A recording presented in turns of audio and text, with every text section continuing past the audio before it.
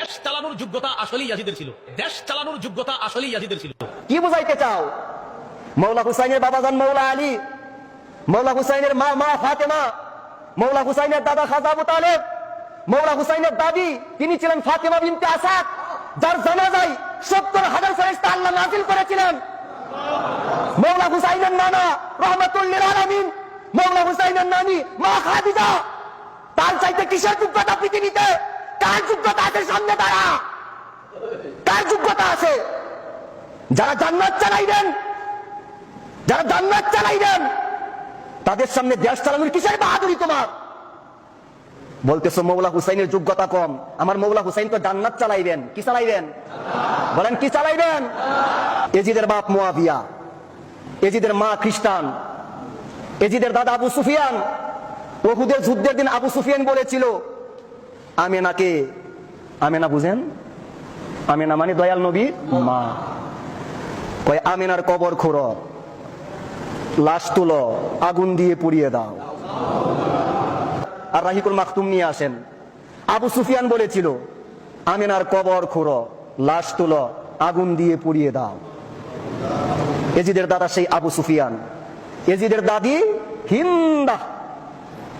হিন্দাকে আমার দয়াল নবীজির চাচা হযরত আমির হামজা রাদিয়াল্লাহু তাআলা ওনাকে শাহাদাতের পেয়ালা পান করিয়ে বুক চিরে কলিজা বের করে চিবিয়ে খেয়েছিল। তার নাম হিন্দা।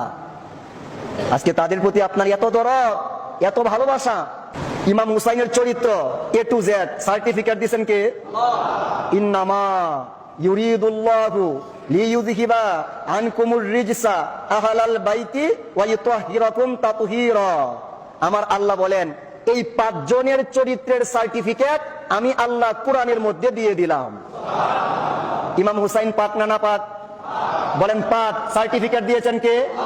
সার্টিফিকেট দিয়েছেন কে? এজিদ এমন কোন রাত নাই যে রাতে মদ খাইতো না। এমন কোন রাত নাই যে রাতে পর নারীর সাথে ঘুমাইতো না। এজিদ কি করত? মায়ের সাথে বিয়ের প্রচলনের ব্যবস্থা করেছে।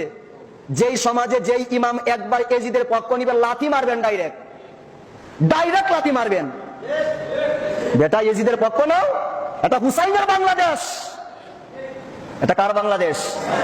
বলেন কার বাংলাদেশ? এজিদ মদ খাইতো। জিজ্ঞেস করা হইতো কিরে মদ খাও কেন? সে বলতো মুহাম্মদী শরীয়তে হারাম, ঈসার শরীয়তে জায়েজ। তা আমার নবীর শরীয়ত যেই ব্যক্তি মানে না এই ব্যক্তি কি মুসলমান? কথা বলেন এই ব্যক্তি কি মুসলমান? না।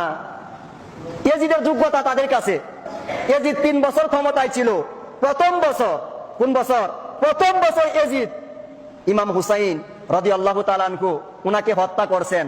শুধু উনাকে হত্যা করেন নাই, 6 মাসের বাচ্চা শিশু আলী আসগরকে পর্যন্ত হত্যা করেছেন।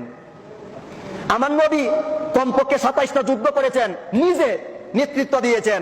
একদিনও তো একটা শিশু বাচ্চা হত্যা করে নাই। কারো ফসলে আগুন লাগায় দেয় নাই, কারো মন্দিরে আমার নবী আক্রমণ করে নাই। কারবালার পরে আমার দয়াল নবীর বংশকে হাতিয়ে হাতিয়ে নেওয়া হয়েছে, তাদের পর্দা ছেড়ে নেওয়া হয়েছে। তারপরেও যদি আপনারা মুসলমান বলেন তাহলে কাফেরকে মদিনায় এজিদ 2য় বছর আক্রমণ করছে। আর দয়াল নবীর মসজিদে নববীর মধ্যে সে আক্রমণ করছে।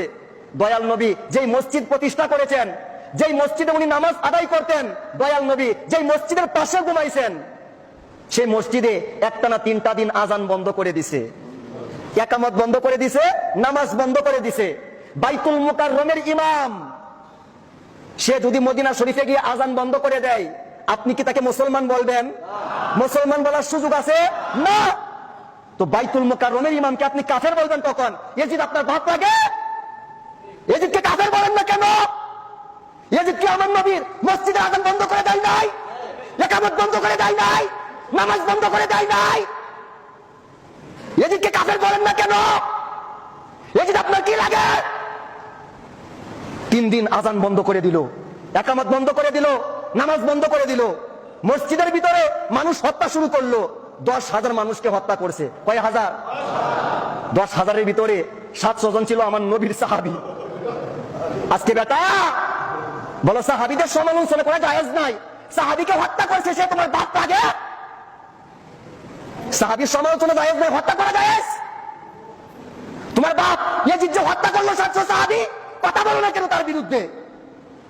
কে তোমাকে আটকায়? কিসে তোমাকে আটকায়? 700 সাহাবীকে হত্যা করছে। আমার রাসূলুল্লাহ বলেন, মদিনা সম্পর্কে যেই ব্যক্তি একবার বাজে মন্তব্য করবে তার ঈমান মাটির সঙ্গে মিশে যাবে, পানির সঙ্গে মিশে যাবে। সেই মদিনার মা, মদিনার বোন, তাদের উপরে ইয়াজিদের বাহিনী সওয়ার হয়েছে, গণধর্ষণ চালিয়েছে। 1 বছর পর 1000 মহিলা বাচ্চা প্রসব করেছেন যাদের কোনো স্বামী ছিল না। ইয়াজিদ বাহিনী তাদের উপরে এত গণধর্ষণ চালিয়েছিল, যাদেরকে বলা হতো আওলাদে হাররা। কি দুষ করেছিল সেই 1000 মহিলা? মদিনার মহিলা, যেই মদিনার মাটির মর্যাদা আল্লাহর আরশের চাইতে বড়। সেই মদিনায় ইয়াজিদ আক্রমণ চালাইছে, 10,000 মানুষকে হত্যা করছে। 3য় বছর সে কি করলো?